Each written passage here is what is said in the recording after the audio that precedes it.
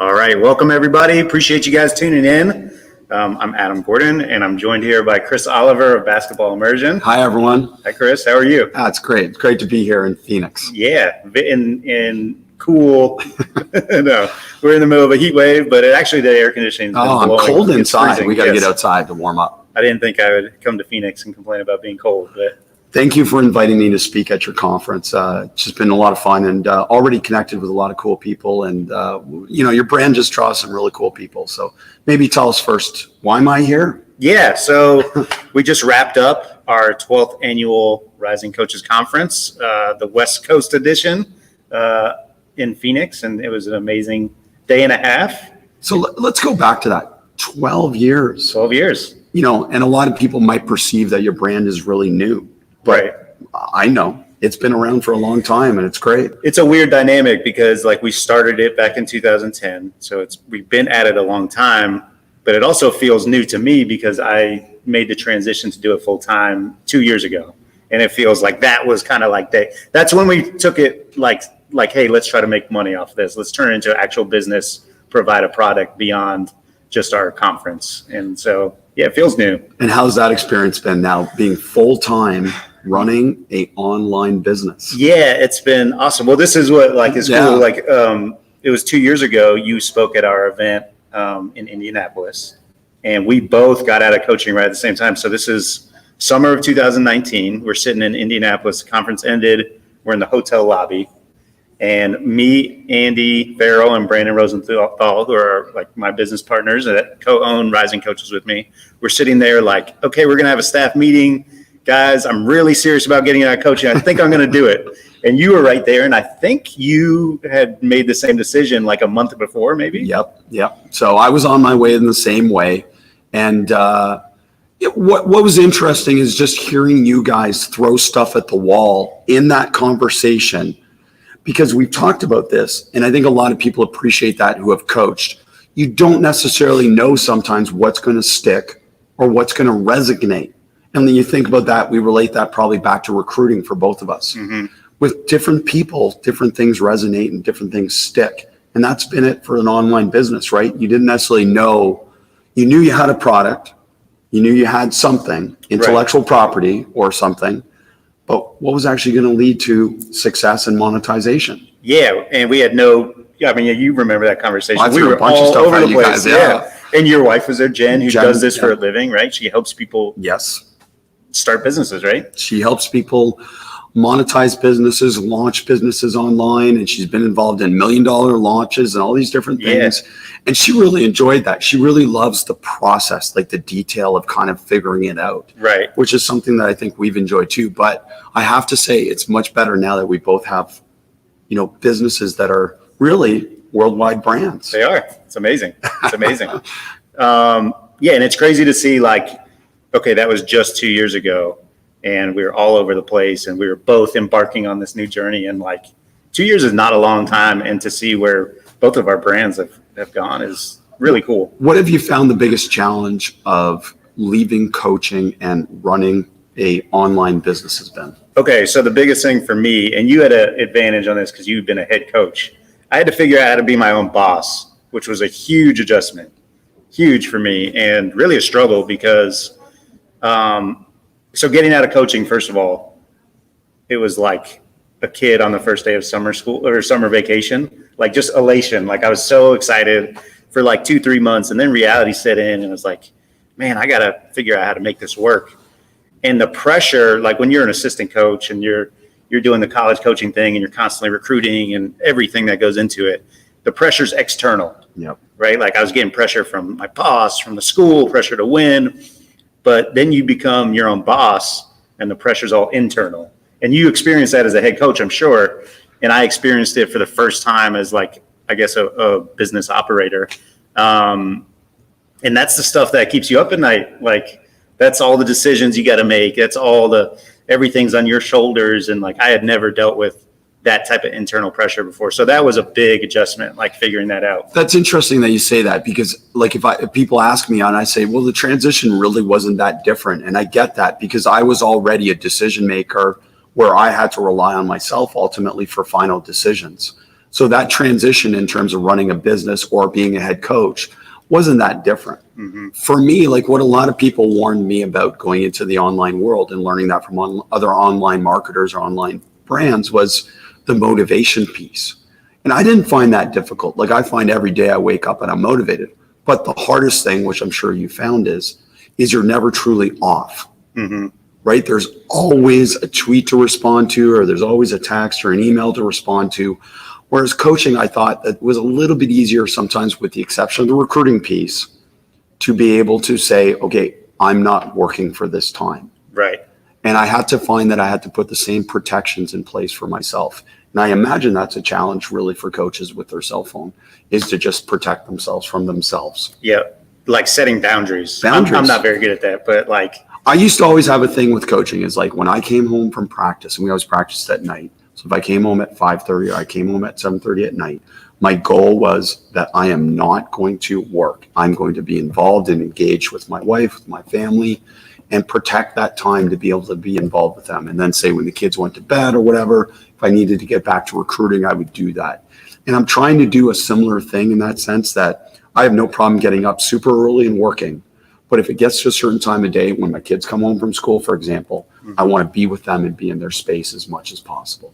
Well, and one thing that I was thinking when you were talking is like, I don't think I really have done a good job of defining what work is, because I'll be, okay, 6 o'clock, I'm done with work. I'm in the living room. I got my family around and I'm on my phone. My wife's, always on my ass about like, oh, you're always on Twitter. I'm like, this is work for me. Like Twitter is our biggest medium. Like that's work. But that's, I need those 2 hours to like, hey, I'm not going to even touch my phone. Like I need to like be with my family, actually be there and be present in the moment. It's such a good point. And I think that that's just a conversation that you should have all the time with your significant other, with your kids, whoever it is, probably with your partners in your business as well. And just to be able to define for them what actually you do. Because I found that was a really important thing from the pandemic for my daughters in particular, is because we homeschooled them and they were around me, they had a chance to see me every day and to see what work actually was. So they started to understand the difference between they can come in and interrupt me, and it was wonderful when they did, versus I'm recording a podcast and they couldn't come in and interrupt me. Yeah. And they would actually get to the point that they would ask me, and I'd say, hey, listen, for this hour, you cannot interrupt me. And they say, oh, are you doing a master class? Are you doing a podcast? And it's like, yeah, you would tell them exactly what they're doing. And again, being honest and open and telling them what it is and understanding the difference. But during these hours, you can come interrupt me for 15 minutes. No problem. Right. Yeah, it's completely different. Did you find that you have issues? Because you guys do so much, right? You have online content. You also like, not during a pandemic, you travel around the world doing clinics. You're hosting camps. Yep. You guys do so much stuff. Do you find yourself like having a hard time? Like, do you ever just say like, man, I wish we just like did one thing and did it really well? Do you find yourself scattered? So I guess not, because that's not the way my brain works. Like I love the challenge of seeing these other things. And as I've been here with you for this conference, it's like so many people around you and around this environment that have come up to me and said they want to pick my brain, or they want to throw ideas at me, or they want to ask for advice. And I'm like, I get excited about all that. So that part is fun, kind of having all these ideas float around in my head. And I feel like sometimes my mind is this video board where it's like you're moving all these 100 different pieces. And that multitasking is actually part of what excites me. But what I've learned and what I know is I have to know what is the core model, what is the core principles. I think that applies to coaches as well. You have to know what are these things that actually define my business or define me and my brand. And that's what I always remind myself of. I'll give you a quick example. Instagram. I love Instagram as a platform, and I know you guys are in Instagram. It drives no business. It monetizes nothing back. And I look at the numbers and I say, Twitter has this impact, Google has this impact. Instagram, 0.03% comes back to the website. But I still love it. So it's like, do I deny myself the enjoyment of using that platform? Well, yeah, I know that at the end of the day, if it comes down to decisions, Instagram's the one that's not going to get attention. Twitter's always going to get attention. And you learn these metrics of what actually drives back to your business, and you focus on them. But it doesn't mean you and I can't go into these other areas and kind of say, okay, yeah, I'm gonna spend some time here. Right. You know, Well, the one that like probably for me is hard to put a metric on, but is the most impactful thing is the podcast. This. so true. So true. So people ask me what the podcast is content marketing for us. Right. Right. It drives, we don't want, sure, we make some money off the podcast from ads, stuff like that, but that's not the business. The business is back to me, it's Basketball Immersion, the membership platform. Mm-hmm. It's me being invited to speak or consult. The podcast, and I started the podcast relatively, it's only 160 episodes in, and my wife was the one that kept pushing me to do it. And there's been nothing better to drive my brand than that. Right. Right. It's giving you a voice beyond your business. Absolutely. Yeah. And it is the number one driver of new members to us. And I just know that because people tell me that. I don't have it on paper and analytics, but people just always tell me, I've been listening for years and I finally decided to pull the trigger and join. It's powerful. So the one thing that I want to compliment you about, and I think is tremendous, is that your podcast isn't celebrity driven. Like, you don't just try and get the biggest, most important guest, even though like, it's not saying you don't want the celebrity coach. Right. But that ultimately your model doesn't depend on that.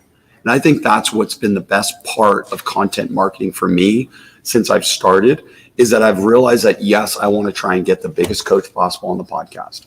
But people tell me the value of the podcast is that I don't just have the biggest guest on the podcast. Mm-hmm. And it's not a media podcast. So you and I can dive a little bit deeper with certain things that maybe a media person wouldn't, and the coach is more comfortable or the AD is more comfortable because they see you more as an ally or someone who's been through the same experiences. Well, I think the reason like our stuff is stuck, and I think your stuff, I'm guessing one of the reasons your Basketball Immersion is stuck is because we both created these things while we were coaching, and the intent was never to like make money. It's because we loved what we did and we wanted to share. And, for us, we wanted to like connect people. And I think for you, you wanted to share, how you taught the game.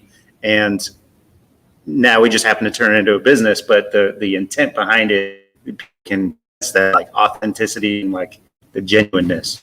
Yeah, it's okay to go in something and say, I want to make money. And I think that's been a hard thing for coaches. Mm-hmm. And I'm so happy that's changing. That I think coaches, especially a lot of the younger coaches that we deal with, a lot of them now are understanding to value their intellectual property. Their IP is what drives their futures, whether it's monetizing it or somebody hires them because of their intellectual property. And I think that's something that lawyers and different types of people in professional fields have always done. But through my time, like, people have always criticized coaches for like charging someone, or a teacher from charging someone for something beyond their hours. When again, this is us. We can't trade time for dollars, right? Right. It's so important that we are okay monetizing something. But to your original point, I did not expect this. And I don't work every day to make money. I work every day to authentically share the best I can. Do you miss coaching at all? Did you know I was going to ask that? Of course. Like, it always gets asked to me, and people are shocked when I say no. But I feel like I'm not doing that much different from what I'm doing now in terms of, like, I feel like I'm competitive. I'm competitive with myself more than anything. And I love that part of it. Can I do better? Can I do something better? And I always felt that from coaching too. The interaction with people, I've always valued the interaction with coaches. Like, my thing is coach development. So instead of working with 15 players and impacting their lives and their development, I feel like I have a bigger audience to be able to impact. And that has been more valuable in a lot of ways than coaching. The intimacy of the relationships in coaching, the intimacy of being on the floor and running practice, for sure. But I don't miss everything else that goes with it. And I feel like I control more now, which you must feel as well. That's a big part of it. For sure. Again, like, and I was never a head coach. And so I didn't have that impact and that control. Yeah. And that's what I was like yearning for. I really wanted to run my own program. And I didn't want to put in 3, 4, 5, 10, 20 more years, till I had that opportunity. I was ready to do it in my mind. So I'm enjoying it so much. I love creating. And so I don't miss it. There's things I miss. I miss the relationships. Sure. There's nothing like being a part of a team. I said one of the things that I missed when my wife especially asked me a little while ago, and I said that time after games, win or lose, when you're with your coaching staff just together, commiserating or celebrating or whatever, like those moments, I thought so much genuine authenticity comes out of those moments that I really missed that. That's But I interesting. didn't miss the actual game. It was like almost the conversation. It's the moment after the game, like where you kind of just dive deep and you're kind of like so vulnerable in those moments, win or lose, where you share things and you learn things. And I feel like, to me, that's where the podcast has improved. And I don't know about your podcast, but I feel like coaches that come on the podcast now or authors that come on the podcast now, they have more of a vulnerability about them because they know what they're getting into. Right. And that makes it so much more interesting for me to have those conversations. Absolutely. Yeah, those are the best episodes, like when people really open up. But that's an interesting point about after the game. Yeah.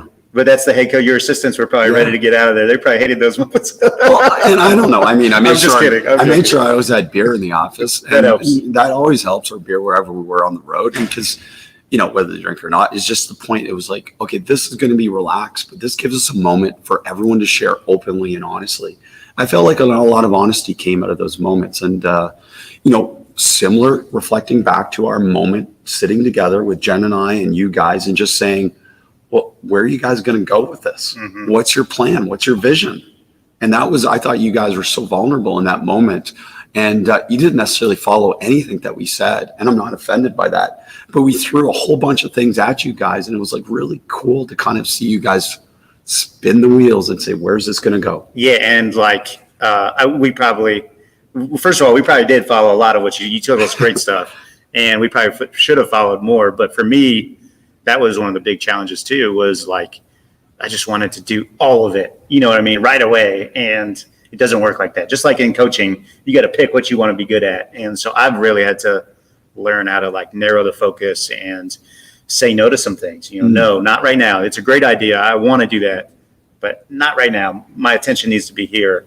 And that's been a cool thing to learn and grow in that area as well. To honor yourself. I mean, it's one of the things that I think really separates people in their development as humans, like, especially once you get past those college years, is to learn how to honor yourself and say yes to what you want and no to what you don't. Now, sometimes you absolutely have to do something, even if you don't want to do it. Like sometimes I have to go with my wife to an event that is hers and support her for sure. That's a yes. But it's not necessarily something that you want to do. But a lot of things, I think the pandemic taught us this too. Say yes to what you want. Right. Because I know, and I asked you this at the beginning of the pandemic, you were going at such a pace that I was like, Adam, how are you going to keep up this pace? Because I was like, you were busting out content because suddenly you had access. Right. You had access to people that were going to say yes, that wouldn't have been able to say yes as much. And that was really hard, wasn't it? Yeah, and you're right, the pace of that pandemic. But it was kind of magical what happened in the coaching community because It was magical. everyone stopped. Everyone stopped. And and you know what they chose to do? Stay together and learn and get better. And I don't know if other industries did that, but it definitely happened in coaching. I think it happened in other sports too. And it was pretty amazing time. Obviously, it was terrible what happened, but it's terrible. I mean, the event itself is terrible, but I think a lot of the outcomes out of it hopefully will be positive. And I think that's what humans do. I mean, you hope that humans rally around in times of trouble and find ways to persevere, first of all. And then secondly, they find ways to be able to improve from those experiences. And I do think that as a basketball coaching community, I thought there was tremendous growth in our ability to be able to be open and to be able to share and to remove competition. And just a quick aside, like 20 years ago when I first started coaching and I would go to tournaments, coaches would get together, there'd be a social, we'd sit there, we'd have beers together, we'd talk, we'd remove competition, and we'd be colleagues. And I think a lot of that got removed over the last 20 years. One, because more demands fell on coaches, so that you didn't have those kind of moments to do that. But I think competition kind of started to supersede sharing, started to supersede being a colleague. And I hope that's something that came out of this, is that coaches found this ability to be able to be vulnerable and to share. And how many private Like I did so many private Zooms, which would never be public, but all of a sudden I got connected with all these groups that I'm like, wow, did this exist before? Were you guys doing this before? Right. And now they're doing it weekly where they're getting together. And now there's these mentorship models or there's shared groups. It's just been so fun to be a part of that. How, I want to ask you what's next, but before I do that, like, there's certainly, because of the pandemic and the time that people had, when we jumped into this 2 years ago, there weren't too many people in our spaces. Yeah. Now there's like a lot. Does that competition, does that fuel you? Do you not worry about it? What's your relationship with that? So, I mean, obviously you're always aware. Like, I think you're not a good leader if you're not aware of your competition, right? I think about, like, for me playing against Carlton and Dave Smart, like, the greatest program in Canadian college basketball history. Like, if I prepare my season, I'm preparing to think, how am I going to beat them? And if I'm preparing to beat the best competition I can find, then I'm going to make my brand or my team better. So I always approach it from that way. So I'm definitely aware of what you guys are doing, for example. And I think that's all good. And I think that's all part of the process, but I'm not preoccupied by it. And that's always something that Zen has taught me and understanding kind of Eastern philosophy. It's like, okay, awareness is so important, but being preoccupied is a problem. So I don't spend time listening, and no offense, I don't listen to every podcast you do, but do I check in and do I see what you're up to? And do I see some of the oh, he's doing that. That's cool. Does that work for my brand? Of course, because I can't innovate everything. And sometimes I have to rely on my competitors to innovate something, but that doesn't mean I can't adapt that. And I'm trying to, you probably heard me say that, to try and remove the word steal from our vocabulary. Coaches always steal from, well, but I adapt it or I adopt it. And if you authentically, like I would go to you and say, Adam, I adopted your idea. That means I've taken it and I'm doing exactly that. Or, hey, Adam, I adapted your idea, meaning I love what you're doing. It doesn't exactly work that way for me, but here's what I took from it. And I think that's brilliant. And we'd be struggling if we didn't look at it that way. Absolutely. Yeah. What's next for Basketball Immersion? Well, that's a great question, isn't it? For me, I want to get back on the road. I want to get out there and just share in person. So thank you for the invite here to be able to share and speak in front of people again. Just tremendous.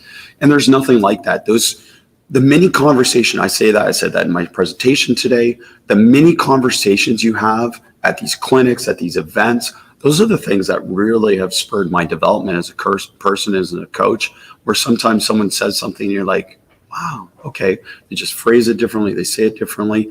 And I don't always have time to listen to an hour podcast or to read a full book. So these mini conversations that we have are really what drives my learning nowadays. And again, that's, I think, why we both like Twitter. Right. I get a really small burst from something and I go, well, I want to learn more about that, or I don't want to learn more about that. And it drives me to learn more or less based on that. So I just can't wait to get on the road and get out there. And I've had a number of involvement in different things to be able to go speak. And you said, like, go to Australia, go to New Zealand, go to Sweden. I want to be able to say yes. That's what I'm excited about with the brand. Yeah, that's awesome. How about you guys? What's next? Yeah, so, we're always looking for ways to grow the membership. And so that continues to grow. And we're about to unveil or launch a second tier, a premium membership model. Yeah. So that'll come out in the fall, which we're very excited about. There will be a more significant price tag, but it's going to be a lot more hands-on in terms of helping coaches advance in their career. And then along those lines, we're always growing our search firm. We started that 2 years ago. What a brilliant idea, by the way. I had so much fun. That's when I sat back and I said, wow, that is smart. Yeah, I admire that. And just thinking outside the box a little bit about how can you leverage what you already do and do something a little bit different. And I'm like, wow, that's brilliant. Well, we would get phone calls like it was, I'm sure you do too, every off season. Hey, who should we hire? Who's good for this role? And at some point I said, let's just do this officially. There's companies that charge hundreds of thousands of dollars for this service. We're actually like really ingrained in this one specific space. Let's try it. And it's been awesome. We've done 16 searches in about a year and a half. And it's so much fun. I have a blast with it. In all sports. I mean, we were joking about it earlier, but just finished 2 lacrosse searches and I don't even know how many people are supposed to be on. That's I shouldn't say this out loud, but No. I don't know anything about lacrosse, but I know coaches. You know coaching, you know leadership, you know what it's supposed to be. Exactly. And you know what the culture is supposed to be and all those different things. I think it's great. And speaking back to competitors, like there's nothing wrong with admiring your competitors. And I think we turn this into like, oh, I should be scared. And I'm like, no, I admire people that are in our space and that are trying to do it. And I have no problem giving them advice. And I'd like to hear your number one advice back to people. I've said mine is stick with itness. Because how many have we seen come and go already that kind of like come into your space and then all of a sudden they're gone? Mm-hmm. Because it's stick with itness. And it's really hard those first few years to grow. Yeah, it is. It is. Nobody asked me for that advice. We must not be doing a good I'm job. curious though. Like I'm curious what you would say to someone. And I'll let you answer that first. Somebody who wants to start like a business in this. Someone who's a competitor and they came to you and said, hey, what should I be doing? I think the biggest thing that's allowed us to have success is like people feel, again, they feel that we're like genuine and it's not about ego. It's, of course, we're trying to make money, but it's not about money. Like we have genuine relationships drive our entire business. I mean, that's our business model. It says it when you go to the website, like genuine relationships is it. That's what Rising Coaches is. And if you can start with that, and build your business off that, whatever the product is, I think that goes a long way. I think that's been it for us. Yeah, that's great. So I'm also curious, here's another question, is what would surprise people the most maybe that they wouldn't expect that maybe happens? I'll give you an example. The podcast for me. People are surprised when I tell them very few people pitch me to be on the podcast. And I still have to initiate almost all the guests to be on the podcast. Whereas I think a lot of people would expect that the podcast is at a level where, people like SIDs or different people are reaching out to me. Mm-hmm. And I'm telling you, that does not happen very often. Interesting. And that's a very curious thing for people sometimes when they hear that. And I don't know if that's people not doing their jobs and understanding the value of our podcasts or, it is that. That is part of it. Coaches don't they should have publicists. That should be. Well, they have SIDs, but I think sometimes they look at the media podcasts. Like obviously, you want to be. I don't give me a college basketball media podcast. Yeah. They want to be on that podcast, right? Because they know that drives to the fans and all that different stuff. But I think if anything, our unique niches get to more people that actually would have an influence on them. Like for example, recruiting. Right. Eric Musselman, incredible. He's just he does an incredible job, obviously, as a coach, but incredible job as a promoter. He pitched himself essentially by just forming a relationship. And he knew I was going to ask him. There's no question. He's smart enough to know that when he formed a relationship with me while I was doing the podcast, he knew I was going to ask him. But he was also smart enough to know that high school coaches listen to my podcast. And they are now going to hear this guy and they're going to resonate with him in some way because they hear him talk about his philosophy. You hear him talk deeper than just a media podcast. And I'm wondering if there's something like that with you that maybe surprises you that people you that you know. Yeah, well, it's interesting because we get hit up all the time, like DMs all the time for people that want to be on it. That I don't know. Now I am. Yeah. No, and listen, people have to understand that hearing yes is good, but hearing no is good as well. Right. Absolutely. Right. And I don't waste people's time. Yeah. Like I'm not going to sugarcoat it. It's like, okay, no, that's not a good fit. Yeah. Yet. I always put yet in there. Yeah, exactly. Yeah, I think that probably the biggest surprise I would say is, first of all, people are surprised like how quickly our membership has grown. No, people don't like awesome, when they hear that we have like 1,400 plus members. That's a surprise. But also that it's like, I mean, at the end of the day, like basketball immersion is you and your laptop, right? Yep. And not that Rising Coaches is me and my laptop, but like it's Brandon and Andy. But I'm the only full-time one. So it's like me in a spare bedroom with a laptop most of the time, that's a good one too. Like that's a great point that people don't appreciate, like necessarily that you're not this big business, right? It's really essentially one person. Yeah. And I have people that help me, Alex Sarama, obviously in Europe, that does a great job for me now. And I just brought him in last year. So I've really only had one other person kind of work with me, but he's not full-time either because I can't afford a full-time salary yet.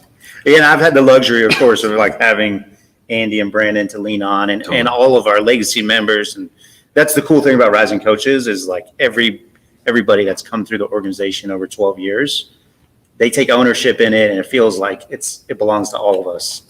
That's enjoyable to watch from the outside, by the way. Like, and I said this to your coaches today who were at the conference, and I say this to all people who are listening as well. Retweet Rising Coaches, quote, more importantly, Rising Coaches, because it gets your name in front of a bigger audience as well. And it's like, people should want to interact with your brand. Mm-hmm. So I am always admiring the coaches that do that with your brand. And you have a lot of really visible supporters, which is probably testament to not just the brand, but how quickly you've been able to grow the brand. Yeah. Well, I appreciate it. Yeah. It's been fun. It's been cool. It's been a cool adventure. I'm sure it has for you too. It's awesome. Really enjoyed it. Really enjoyed connecting with people. And again, authentically, I'm not doing it to make money. I'm doing it to authentically share, as you said. And the byproduct is money. Right. And that's really coaching, right? The byproduct is winning. You can't just approach it to say, we're just going to try and win. Right. No, I'm going to try and develop people. I'm going to try and develop players. And the byproduct is winning. Yeah, and people are attracted to that. No question. Yeah, no question. I want to align with people that have similar visions. And you've had some people here that, have come up to me, entrepreneurs and stuff like that. And I go, okay. Yeah, they've stood there for 15 minutes and talked to me, and they haven't talked about monetization at all. Right. And I'm like, they love what they're doing. They're passionate about what they're doing, and they believe in what they're doing. Yeah. And that's great. It's awesome to be around those people. That's what it's all about. Yeah. Tremendous. Well, Chris, I appreciate you being out here, speaking again at our conference and having this conversation, and look forward to continuing to admire what you guys do and many more. I'll always say yes to you, and thank you for having me at the conference. And thanks for all your sharing and doing as well. Thanks, Chris. Appreciate you. Take care. All right.